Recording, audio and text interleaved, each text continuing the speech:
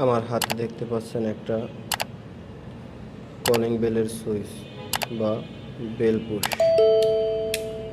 আর এই বেল পুশটা বা কলিং বেলটা কিভাবে কানেকশন করব বা কিভাবে আপনারা কানেকশন করবেন এখন আমি সেটাই দেখাবো। চলুন তাহলে কথা না বাড়িয়ে কানেকশন দেখা যাক। এটা একটা ওয়ান গ্যাং স্টিল বক্স, আর এটার ভিতরে আছে দুইটা তার। দুইটার একটা হয়েছে কলিং বেলের জন্য, আর একটা হয়েছে মেইন ফেস। আর অবশ্যই এটা আমরা আইপিএস থেকে দেবো, কারণ এটা এমার্জেন্সি, সেই জন্য। আর এটা নিউট্রালটা ভাবছেন কোথায়? এটা নিউট্রালটা ওই পাশে একটা বক্স আছে, ওই বক্সের ভিতরে কানেকশন করা। তাহলে চলুন কথা না বাড়িয়ে কাজ শুরু করি।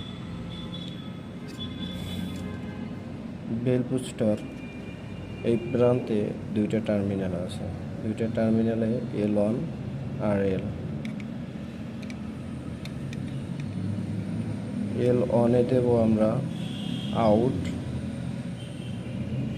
আর L-এ থাকবে ইন। এবার কলিং বেলের সুইচটি কানেকশন সম্পূর্ণ।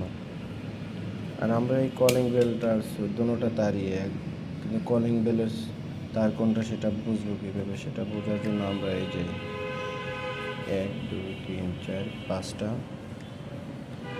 5টা কোপ দিয়ে চিহ্ন দিয়ে রাখছি। আর এইটা দিছি L1-এ, আর এই ইন L1-এ। আর ভিডিওটি যদি ভালো লাগে থাকে তাহলে অবশ্যই চ্যানেলটি সাবস্ক্রাইব করে সাথেই থাকুন। কমেন্ট করে আপনার মতামত জানান। ধন্যবাদ।